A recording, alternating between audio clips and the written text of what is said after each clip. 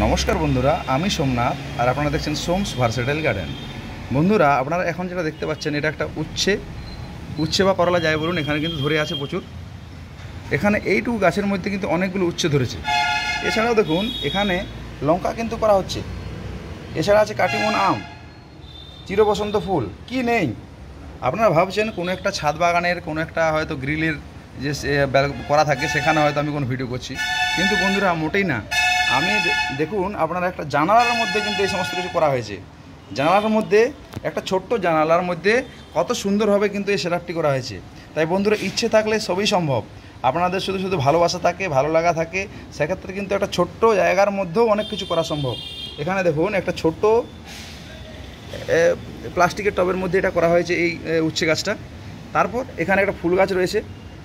এখানে দেখালাম লঙ্কা এখনও ধরেনি, ছোটো স্তরে ছোটো গাছেই আছে।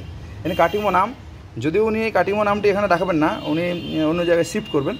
এছাড়াও আপনারা দেখুন এখানে একটা বেল গাছ কিন্তু করেছেন উনি, পুজোর সময় যাতে বেল পাতা পাওয়া যায় সেই জন্য করেছেন। আবার এখানে পান যেহেতু টুকটাক করে খান, সেই কারণে কী করেছেন, পানও কিন্তু এখানে পান পাতা করা হয়েছে। পান পাতা দেখুন অনেক কিছু করতে হয়, মাচা করতে হয়, ঢাকা দিতে হয়, অনেক কাণ্ড করতে হয়, কিন্তু কিছুই করতে হচ্ছে না। কাণ্ড কারখানা কিছু করার দরকার নেই। শুধু ব্যালকনিতে একটা ছোট্ট টবের মধ্যে রেখে সেটাকে কিন্তু উনি একটা স্টিকের মধ্যে ঝুলি বেঁধে দিয়েছেন এবং সুন্দরভাবে কিন্তু বেড়ে উঠছে এই পান পাতা। ঠিক আছে। এছাড়া পূজার জন্য যদি ফুল টুল লাগে বা কিছু কাজে লাগে বা সৌন্দর্যের জন্য কিন্তু এখানে একটা অপরাজিতা ফুল কিন্তু উনি লাগিয়েছেন।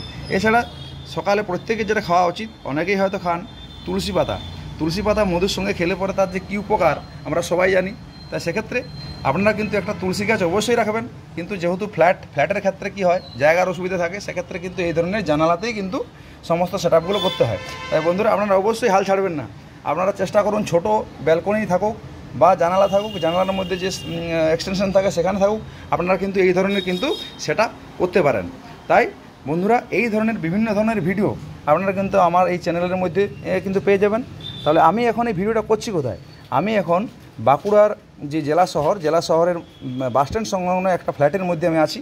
উনি আমার খুবই পরিচিত একজন, এবং সেখানে আমি ভিডিওটা করছি। তাহলে বন্ধুরা, আপনারা অবশ্যই এই ধরনের বিভিন্ন ধরনের গাছ কিন্তু ব্যালকনিতে করতে পারেন। এছাড়া বিভিন্ন ধরনের পাতাবাহারও করতে পারেন। পাতাবাহার এখানে দেখুন একটা রজনীগন্ধার এখানে লাগানো আছে। রজনীগন্ধা যখন ফুল আসবে তখন অবশ্যই আমি ভিডিও আপডেট দেবো ছোটো শর্টসের মধ্যে দিয়ে। আপনারা তাই অবশ্যই এই চ্যানেলটিকে লাইক, শেয়ার এবং সাবস্ক্রাইব করে এই চ্যানেলটির পাশে থাকবেন। ধন্যবাদ।